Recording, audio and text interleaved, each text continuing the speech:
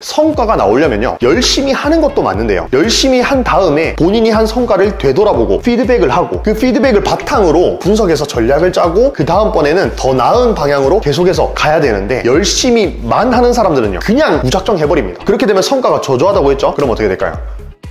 인간은 사회적 동물이죠. 정말 친구가 없는 저도 인간관계를 맺고 상호작용을 하면서 살아가야 됩니다. 예를 들어서 사업을 할 때도 직장생활을 할 때도 그죠? 어쩔 수 없이 그렇게 해야만 하는 거죠. 나는 친구가 없는데요, 이런 말은 사실은 의미가 없습니다. 그리고 주위에 어떤 사람이 있는가에 따라서 굉장히 또 달라집니다. 예를 들어서 같은 팀원으로 일하는 사람이 또는 내 리더가 굉장히 좋은 사람이라면 나 또한 굉장히 좋은 영향을 받겠죠. 하지만 그 반대로 그 존재 자체만으로도 부정적인 영향을 끼치는 사람들이 있다라는 겁니다. 자, 그래서 오늘은 제 경험을 토대로 살면서 거리를 좀 둬야 되는 사람들의 특징에 대해서 한번 알아보도록 하겠습니다. 첫 번째 유형입니다. 이 정도면 됐다라고 하는 사람들을 조금 거리를 둬야 됩니다. 이게 다른 말로 하면 쉽게 만족하는 사람을 의미를 해요. 자, 예를 들어서 우리가 2인 삼각 경기를 한다고 가정을 해볼게요. 굉장히 긴 마라톤처럼 뛰어간다고 해보겠습니다. 자, 그런데 여기까지 와서 같이 팀원인 친구가 여기서 조금만 더 쉬었다 가자, 이 정도면은 굉장히 빨리 온 거야 라고 한다면은 내가 아무리 앞으로 가고 싶어도 여기서 쉴 수밖에 없다는 거예요. 그리고 나도 앞으로 가고 싶지만 친구가 이 정도면 됐다 라고 한다면은 순간적으로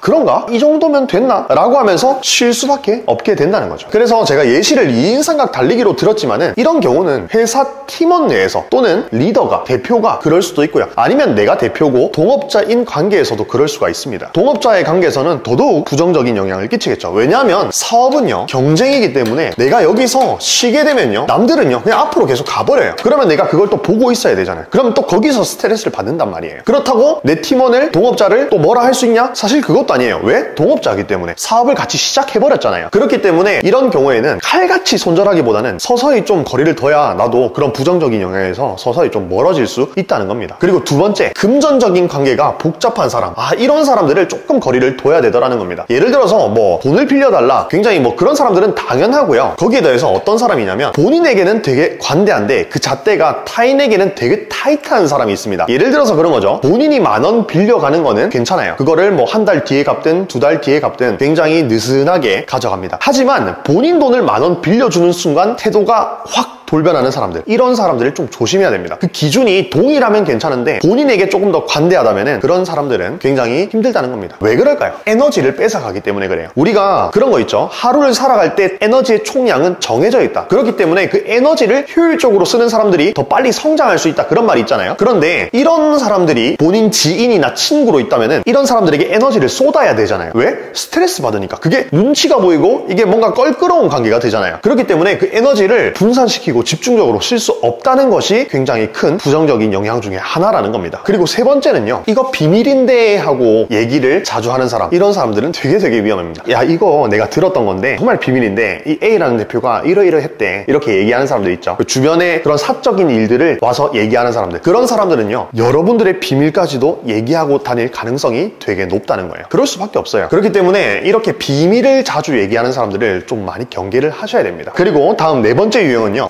야망 있는 사람이에요. 그런데 야망 있는 사람은 좋은 사람 아닌가요? 라고 생각할 수 있죠. 그런데 여기서 한 글자만 추가하면 조금 달라집니다. 야망만 있는 사람이에요. 예를 들어서 내가 A라는 팀에 속해 있어요. 근데 이 A라는 팀의 리더가 이렇게 얘기합니다. 야, 우리 팀의 목표는 쇼핑몰로 성공하는 거야. 연 매출 50억을 목표로 해서 앞으로 가자 라고 얘기를 하는 겁니다. 그런데 이틀 뒤에 와서 갑자기 말이 달라지는 겁니다. 우리 팀의 목표는 쇼핑몰로 연 매출 50억을 달성하는 게 아니라 부동산으로 큰 돈을 버는 거야, 코인으로 큰 돈을 버는 거야 라고 얘기합니다. 그러고 나서 또 이틀 뒤에 와서 또 달라지죠. 우리 팀의 목표는 주식 투자로 큰 돈을 버는 거야, 이렇게 얘기를 하는 겁니다. 자, 이런 식으로 야망과 포부만 큰 사람들, 이런 사람들이 되게 위험하다라는 겁니다. 왜 그럴까요? 그에 맞는 행동이 따라오지 않기 때문입니다. 그렇게 되면 어떻게 되냐? 신뢰가 깨져버리는 거죠. 우리 팀의 리더라는 사람이 말만 하고 그에 맞는 행동은 하나도 하지 않는다. 그러면 이 리더가 말하는 비전과 목표를 따라갈 수 있을까요? 절대 따라갈 수가 없다는 겁니다. 왜? 이 사람은 또 내일만 되면 또는 일주일 뒤면 말이 달라질 거니까. 그렇게 되면 현실과요 그렇잖아요. 이 사람이 말하는 목표,